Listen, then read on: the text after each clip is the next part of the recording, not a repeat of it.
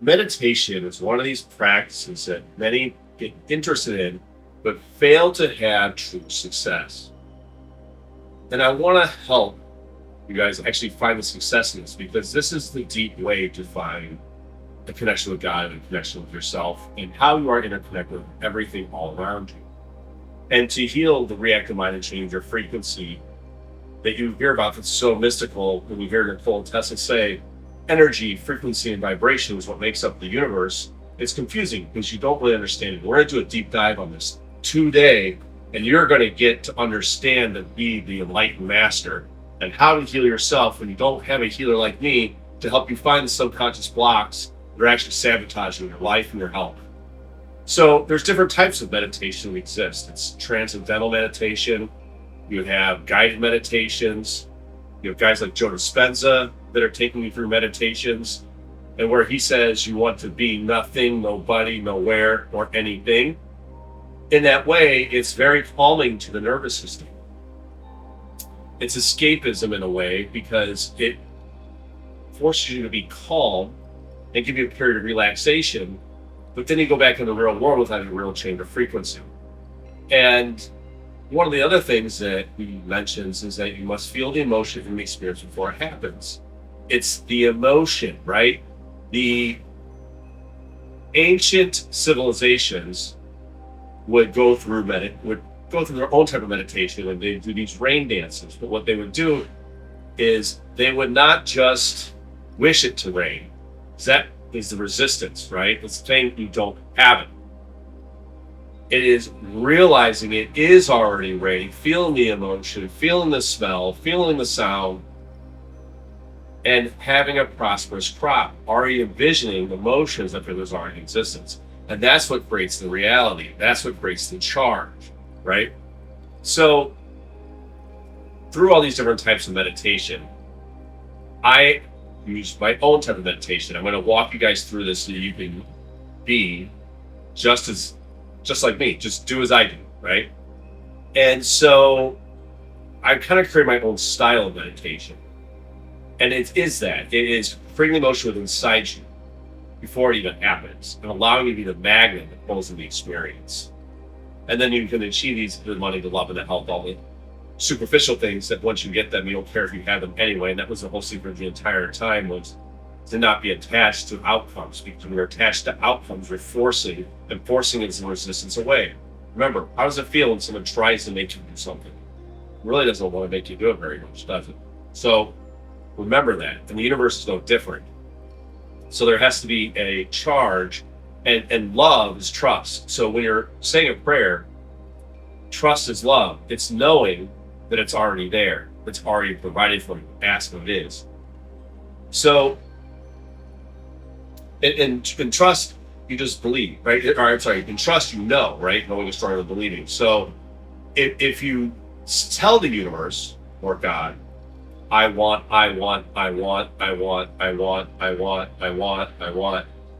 it is, I don't have, I'm needy, please show me, right?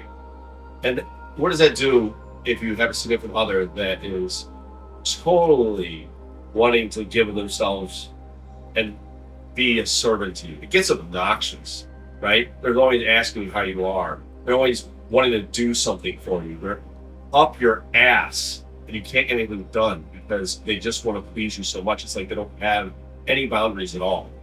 And so can you kind of see how the universe is the same way? It's like you're a shell of a person, you have nothing going for you. There's no value.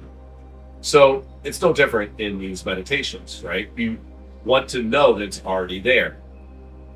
And that's the secret. So Jesus would disappear for 40 days and 40 nights and say he's going to go battle the devil, right? And the devil is the reactive mind. It's your subconscious mind. It's up here, right? That is the subconscious mind. And so the subconscious mind is comprised of the hippocampus, which is a memory, but it's the amygdala, which is the emotion, that's stored as a memory, that's attached to the hypothalamus that controls all of your autonomic function, heart rate, respiration, digestion, which is the exact reason why many times when you have internalized, denied, and disconnected emotions, these undealt with matters of your life, that later on, after a period of time, they manifest as disease, because disease in the mind becomes disease in the body. So when you hear about people who disappear on these meditative retreats, and they have spontaneous remission of disease, this is exactly how it's happening, because they're changing their magnetic field from their mind. That actually, you have to realize there's these waves of energy, right? So there's amplitude and there's wavelength. So there's the height and the wavelength, the distance. And that magnetic field is actually what exactly is changing the light that's emitted from you. And yes, the light you receive from the sun is stored in the cells and emitted outwardly, and it forms the matter. It's etheric energy that's outside of you. It forms matter, and it makes you vision what you see. So you can create your reality, and not through force, right? But it's about becoming the person that's supposed to walk through the next door. So there's a certain time you want to do this meditation, and then I'm going to walk you through how you actually do this.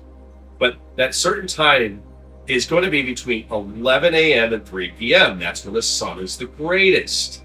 When you go into the wilderness, the forestry actually amplifies the light, amplifies the infrared light by 3,000%, right? Remember, infrared light is moving those electrons through your mitochondria. So that's your best time frame. Now, to have the best synaptic activity, you want to see choline, so you can drink some coffee. So you have a cup of coffee, you have to put some sugar in there, because neurons function best with glucose. Glucose isn't poison, it's medicine for the pancreatic beta cells. You just can't have clogged cells from eating too many polyunsaturated fatty acids, those unstable fats that lack hydrogen bonds.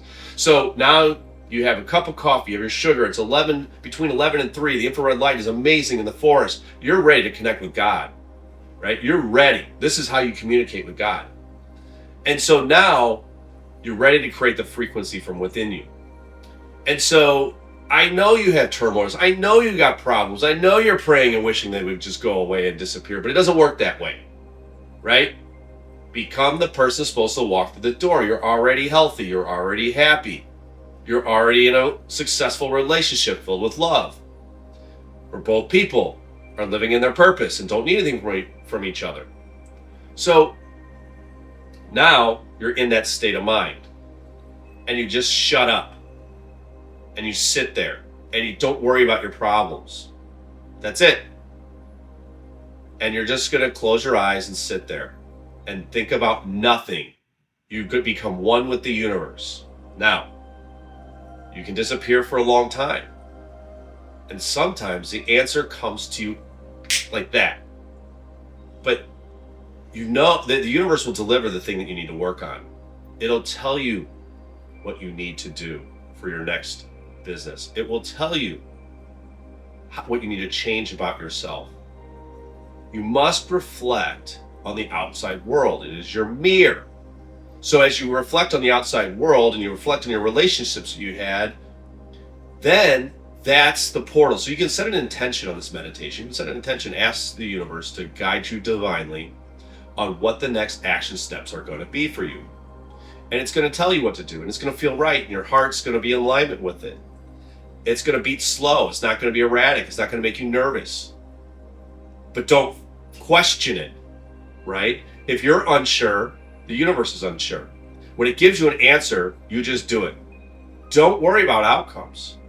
If you concern yourself with the outcome, the first thing that's going to happen is you're going to put pressure on yourself, and you're going to feel the anxiety and the worry and the doubts, and then it's not going to happen for you. It might have been the right path, but it wasn't the right time because you weren't ready. So you must listen and act and take radical responsibility on that message that you get. And so you tend to throw all the caution to the wind and say, this is what I was asked to do. I'm just going to do it. Just like Noah and the ark. He knew he was supposed to build that ark. He didn't question it. Everyone made fun of him. The outside world made fun of him. But he was brave, and he knew he was doing the right thing. And guess what happened? It rained. It flooded. So you're no different. Don't be programmed by the outside world. Don't pay attention to what your neighbor's doing. Don't covet your neighbor's things. Your path and your time are coming, but you got to shut up. and to actually listen. So now that you're in this state, you've gotten your message, and you have to have this unyielding, unapprehensible, no, reckless faith in that what you were told to do is the right thing. And you must be strong and be fearless and just do it every single day, every goddamn day. Do it because you were asked to do it. You were told to do it.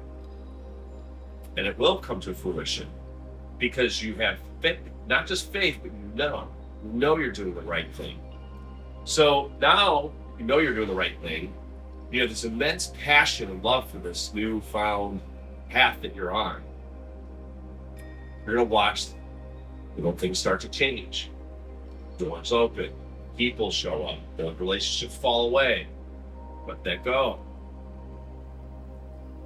You're going to feel clarity in your mind. You're going to get better sleep. You're not going to promise fall asleep anymore. And you're going to wake up with lots of energy. So you know you're doing the right thing. You're going to have that passion every single day. All because you chose to meditate. But I'm going to help you a step further. You don't need to go this step, but it amplifies it. So knowing that you had this reactive mind, you put this pain from the past of your father who was, you think he's a narcissist, but he's just trying to provide for the family. He decided he had to work, and that's something he was going to do. That was his thing for the family, and he missed your sporting events. But he always held it against him, and my dad wasn't there for me, and I must not be worth anything. I didn't have a good role model. All that negative self-talk you have up there, or your parents got divorced, your mother's running around with different men, and then you think of all women are whores, right? You have all these crazy beliefs due to what's happened to you. You let the outside world program your thoughts instead of you programming the outside world, because you can do that. You can actually program the outside world, and it's your beliefs that are cultivating your experiences. So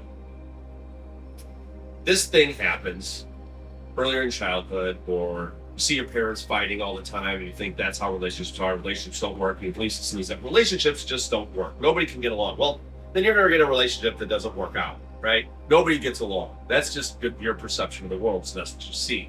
But you have these experiences, this life, past life, they usually run over and over and over, life after life, until you learn the lesson. Or even epigenetically, it's in the DNA, you are the generational curse breaker who's born to break the belief system to stop the genetic expression in the lineage, in the future lineage. But either way, you have this thing that goes in the back of the mind. And you have that memory of that in your hippocampus. And your amygdala is holding on to that resentment, the fear, the sadness, the doubt, the worry. It's holding on to that, or it's holding on to love.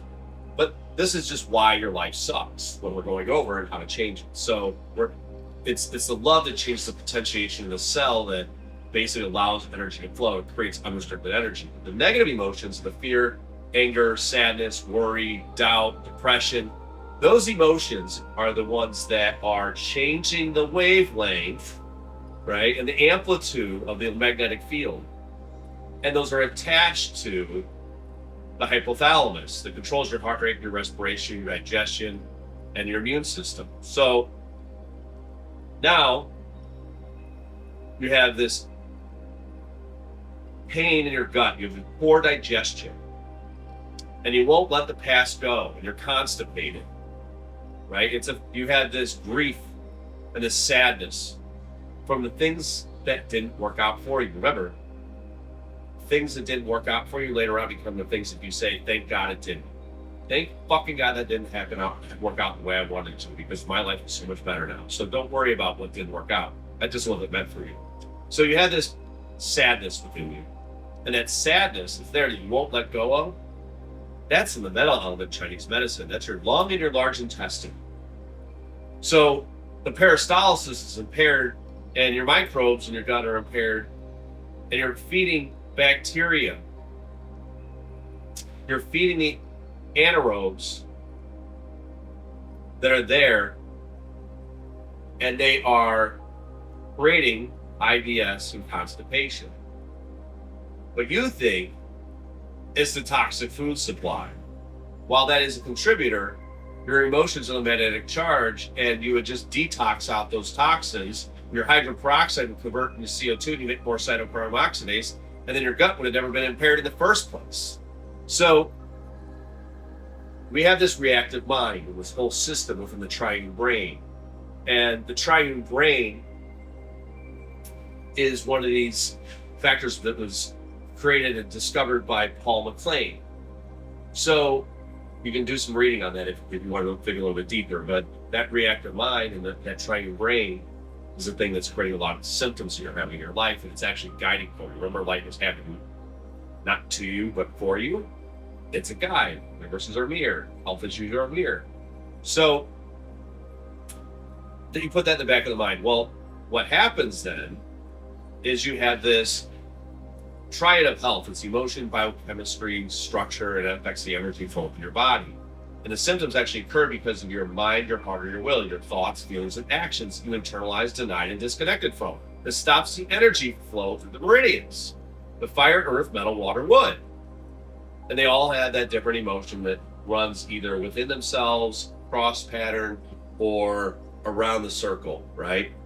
So as that energy is restricted, which are just the electrons that aren't moving, they become expressed either in the structure, in the bones, cartilage, ligaments, muscles, joints, organs, fascia, lymphatic circulation, nerves, integuments, scar tissue, fat tissue, or body fluids. They become held there. And now that energy isn't flowing through you. So, and it could be affected biochemically as well, and that toxic amount of emotion need to be drained or fed to a different area. So, and then we have these emotions, right? It can be expressed emotionally as a thought virus, as emotional cancer, as personal evasion, or a shock, loss, a trauma, right? It could be held in the emotional expression as well. But the holding pattern is what happens because the energy stopped flowing through the meridian. And that's when we get long-term denial of our problems, just pushing through things with our ego, being like, I'm tough, I'm David Goggins, I'm hard, right? Being like that guy who just pushes through things and then fractures bones and says, I'm going to keep pushing, using his ego and his will until he fucking kills himself because he's worked himself such to death that his adrenals are just tapped out. So the deal is that you have these holding patterns in your mind, your body, and your spirit. And so it's basically held out in the Akashic records, or it's held out in the etheric field through your DNA and the chakra system, or it's held in your body as a holding pattern, as an element, a cell, an organ, a gland, a pathogen, a sensor-specific system. So in other words, when that energy stopped flowing through the large intestine meridian, it was affecting the gut bacteria in the large intestine and impairing the reticuloendothelial system, which is your iron recycling system. And it was causing the magnesium to vibrate on a specific frequency, and the adrenals were fatigued. So it's usually a combination of all those factors on the holding pattern. So there's this delicate dance that happens, and your body is expressing symptoms that are gifts in strange wrapping paper to awaken you to the power that's within you. And so you always want to look at every experience, no matter how painful, scary, or challenging it is, as a gift in strange wrapping paper. Don't say, oh, fuck my life. This sucks. Life is hard. Why does my life always have to be bullshit? Right?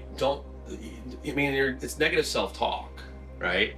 And so it's a blessing in disguise that you're just not aware of. And so when Jesus would disappear, he was battling the subconscious mind. He wasn't battling the devil. He changed the reactive mind so he could be more impactful and ascend in a way that he could just be around others. And as he just touched them, he made them believe in themselves so much, because he believed in himself so much, that they could heal themselves. And Jesus said, you will go on to do greater works than I, to all his disciples. And that was every single human being. You are no different. And so the meditation you do, that's how I clear it out. So not only do I meditate, but I go through the reactive mind and clear the energy so it continues to flow, so that I have this vessel of energy that just flows through me. And as I receive the light from the sun and the creation of the sun, the protons are moving the electrons through my body and through the meridians that are now controlled through the Merkaba, which is that resistor, right?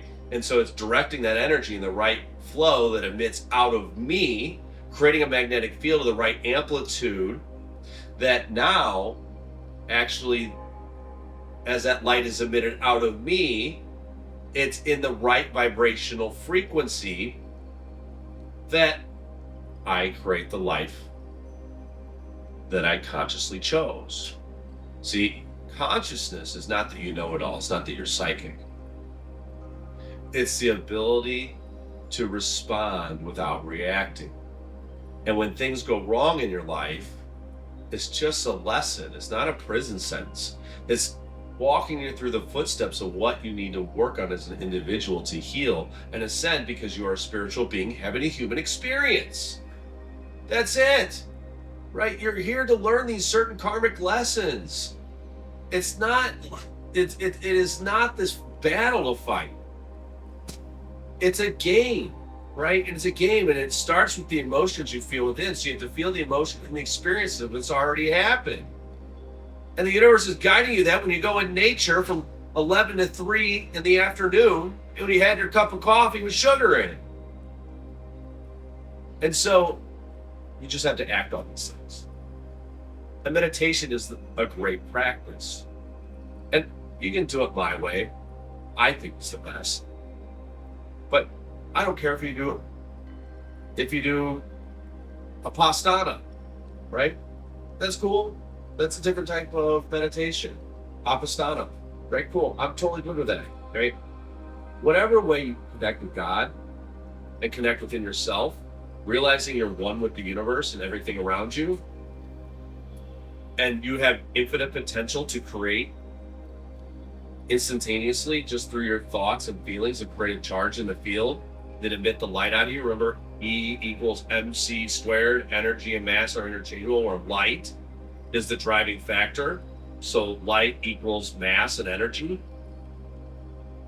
It's the photoelectric effect.